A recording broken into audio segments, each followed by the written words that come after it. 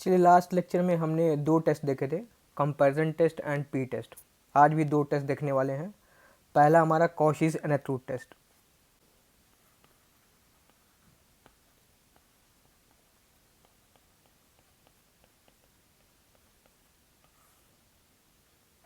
ठीक, इस टेस्ट में क्या होता है, सपोज हमारे पास सीरीज़ है, सीरीज़ UN, और ये भी पॉजिटिव टर्म के सीरीज़ है। हमने बताया था पिछले लास्ट लेक्चर में कि अब जितने भी लगभग टेस्ट देखेंगे उसमें ये कंडीशन रहेगी कि हमारी जो सीरीज़ है कैसी है, पॉजिटिव टर्म की सीरीज़ है। ठीक, be a series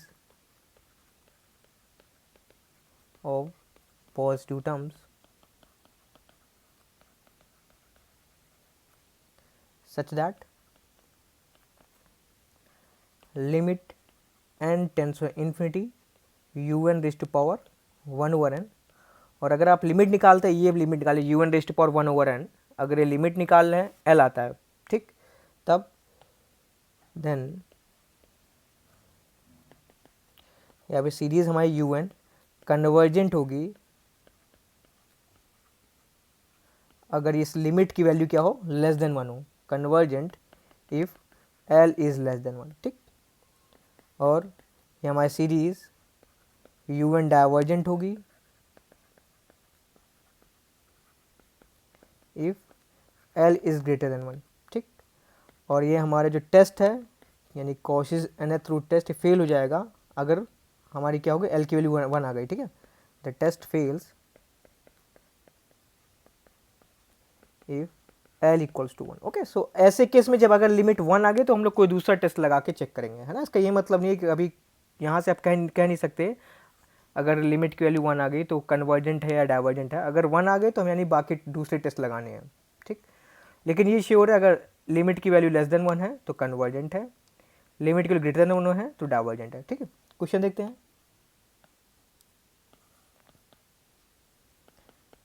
test the convergence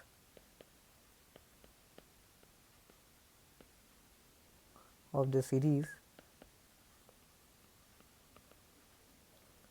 क्या हमारी 1 over 1 plus 1 over n square. ठीक है,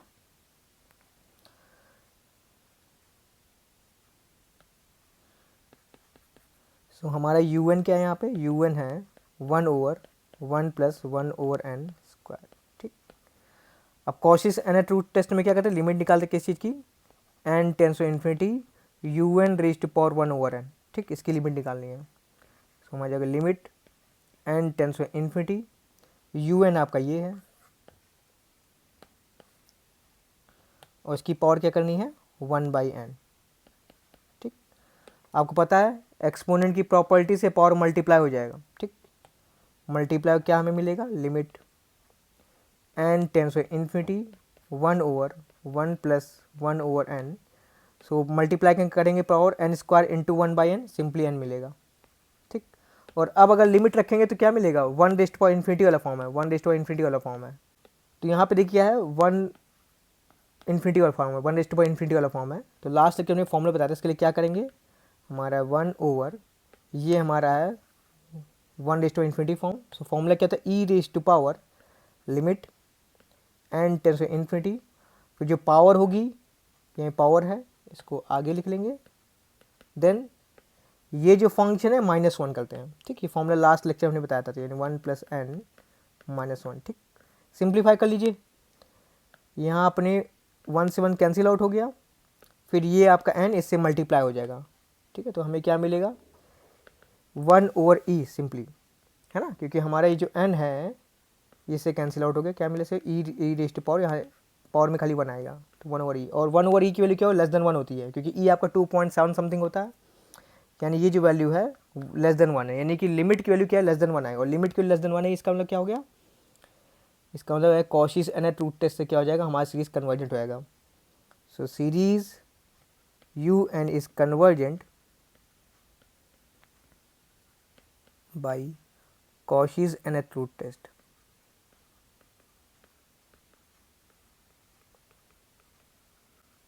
ठीक है, चलिए एक और क्वेश्चन देखते हैं।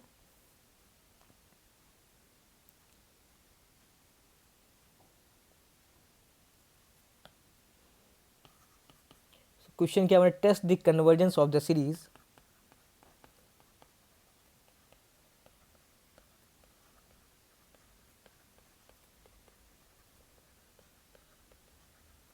और सीरीज क्या है हमारी, 2 square over 1 square 2/1 plus 3 cube 2 cube minus 3/2 plus 4/4 over 3/4 minus 4/3 and so on.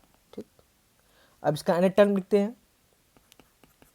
nth term का आप देख सकते हैं, जो हमारा पहला टर्म है, पहले टर्म में क्या है, पहले टर्म में यहाँ 2 है, दूसरे टर्म में 3 है, तीसरे टर्म में 4 है, तो यानी कि nth टर्म में हमारा क्या होगा, nth टर्म में हमारा होगा un आपका हो जाएगा un इक्वल्स, तो पहले टर्म में यहाँ पे क्या है 2 है, दैट मीन्स nth टर्म में क्या होगा n+1, और जो पावर यहाँ है, जो यहाँ है वही पावर भी है। ठीक है, यानी कि इसकी पावर क्या हो जाएगा n+1।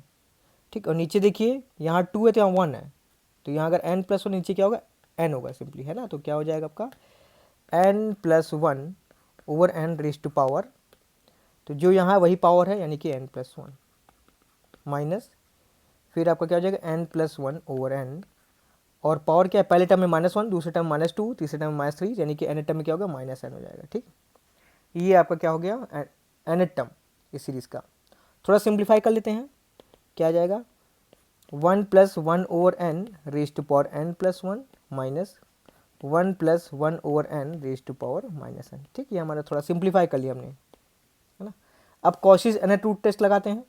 क्या है Cauchy's nth root test, limit n tends to infinity un raise to power 1/n। ठीक, हो जाएगा limit n tends towards infinity un आपका ये है, और इसी में पावर आपको क्या मल्टीप्लाई करनी है 1/n। ओके, सो यहाँ मल्टीप्लाई करते तो 1/n कैंसिल आउट हो जाएगा। देखिए क्या बचेगा, पावर में -1 है ना, तो हम लिख देंगे limit n tends towards infinity, -1 इसलिए डिनोमिनेटर में लेके चले गए, क्या है बस 1+1 over n raise to power n+1 minus 1+1 over n।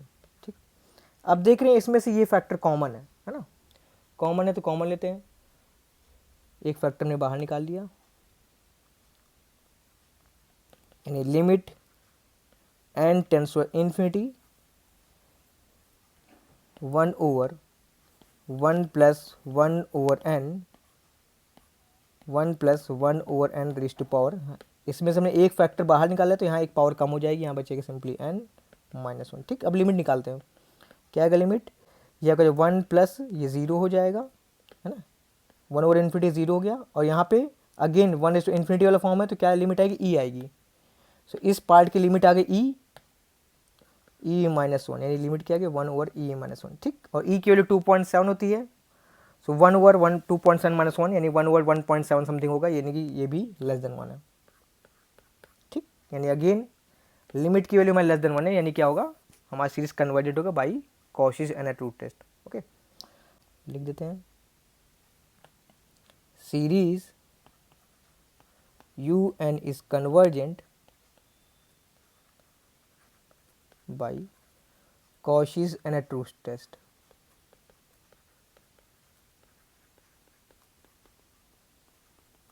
Okay, अब नेक्स्ट क्वेश्चन देखिए, नेक्स्ट टेस्ट देखिए, क्या हमारा नेक्स्ट टेस्ट है हमारा D-Alembert ratio test.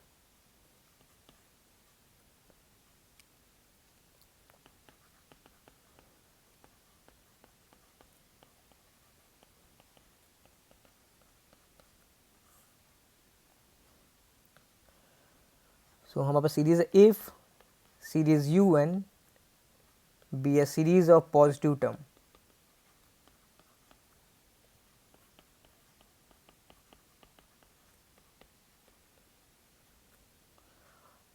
Such that, हम लिमिट निकाल लें किसी की un+1 ओवर un की। ठीक, हमने लिमिट निकाली, लिमिट क्या है l, देन अगर इस लिमिट की वैल्यू लेस देन 1 है तो कन्वर्जेंट बिल्कुल वही चीज़, बिल्कुल वैसे ही है, summation un is convergent if L is less than 1, summation UN is divergent if L is greater than 1, and test fail if L is 1.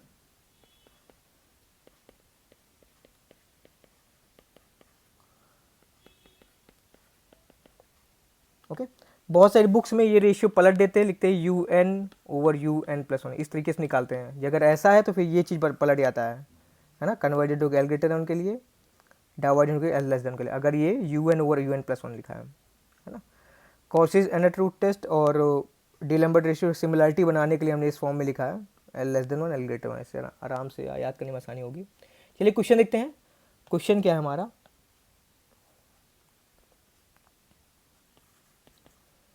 Test the convergence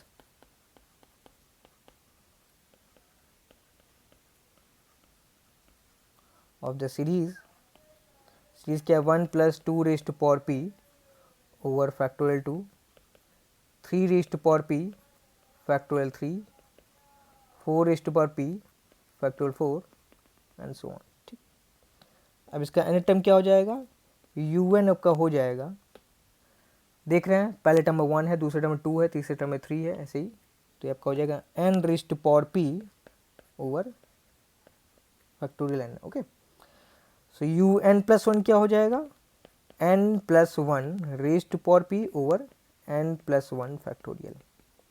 ठीक, अब limit निकालते हैं, limit n tends towards infinity u n plus one over u n, ये आपका जाएगा limit n tends towards infinity u n plus one है ये आपका, n + 1 raise to power p over n + 1 factorial n raise to power p over n factorial. ठीक है, simplify करते हैं, factorial n + 1 factorial n + 1 over n raise to power p। ठीक, simplify करिए, limit n tends towards infinity factorial n, ये simplify करेंगे हमें क्या मिलेगा, simply 1 over n + 1, 1 over n + 1, और इसे आप लिख सकते हैं 1 + 1 over n raise to power p। ठीक, लिमिट रखिए, लिमिट क्या आ जाएगा, यहाँ 1 ओवर इन्फिनिटी आपको 0 मिलेगा, 0 × 1 यानी सिंपली 0 हो गया, और ये वैल्यू क्या लेस देन 1 है, दिस इज लेस देन 1। ठीक, तो डी-एलेम्बर्ट रेशियो टेस्ट के अकॉर्डिंग अगर लिमिट लेस देन 1 होती है तो क्या होता है, कन्वर्जेंट। तो यानी सीरीज हमारा क्या हो जाएगा, कन्वर्जेंट हो जाएगा। Series u n is convergent by D-Alembert ratio test।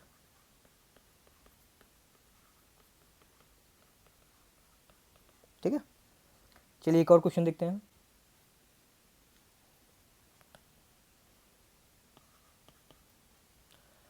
Test for convergence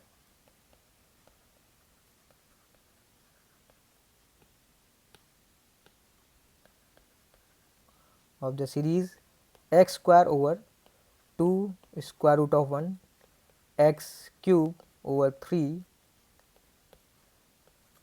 root 2 plus x raised to 4 over 4 root 3 and so on।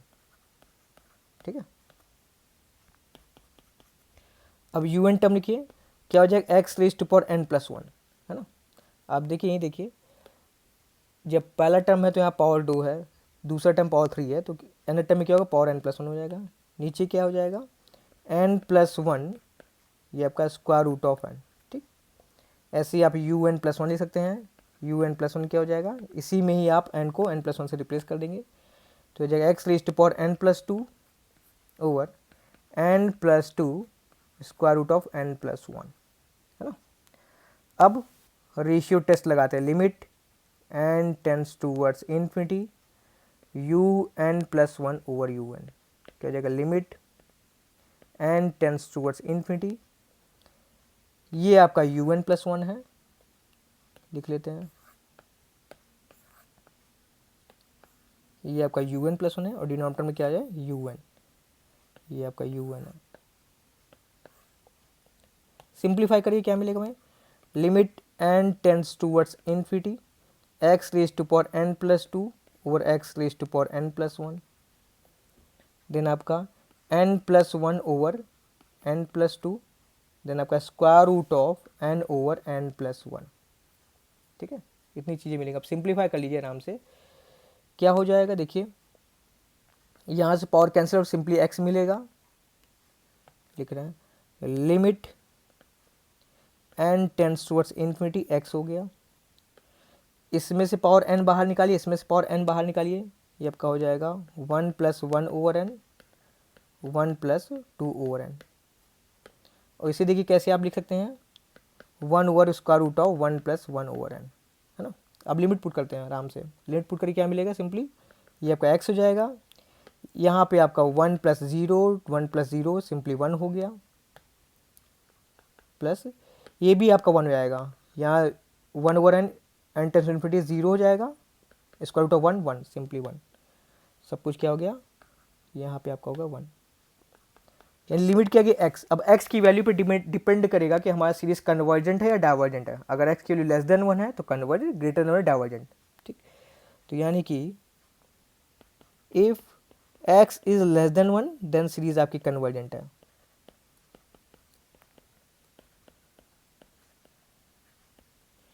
अगर x आपका ग्रेटर देन 1 है तो आपका सीरीज कैसी होगी, डाइवर्जेंट।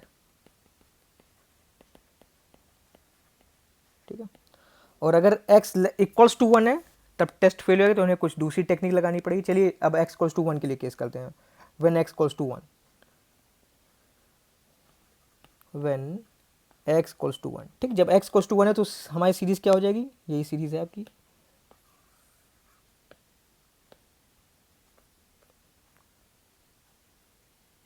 ठीक है, x इक्वल्स टू 1 यानी यहाँ क्या हो जाएगा, x या 1 रख देते हैं।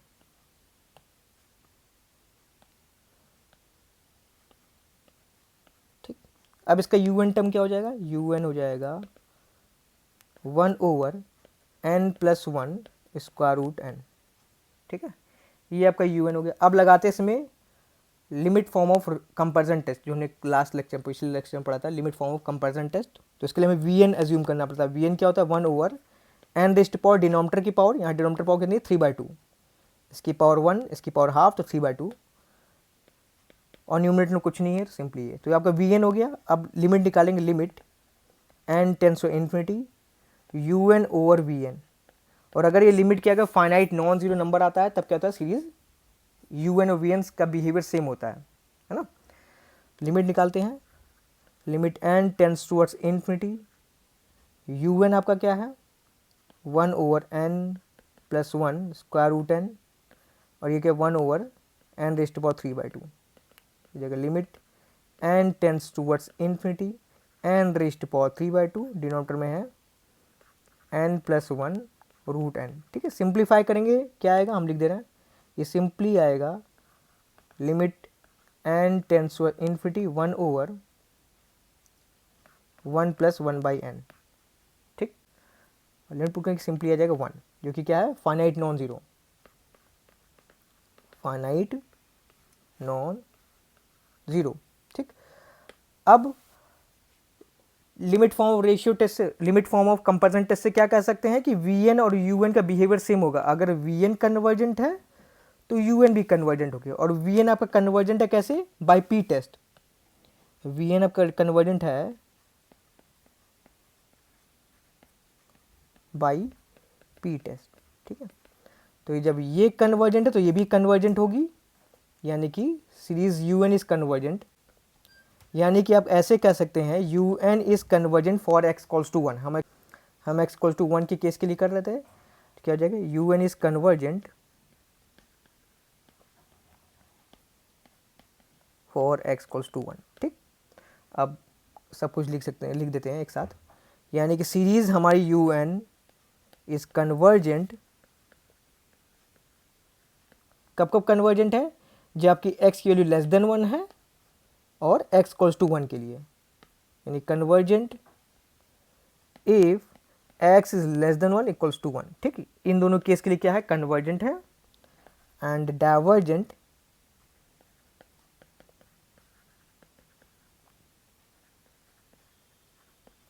If x is greater than 1।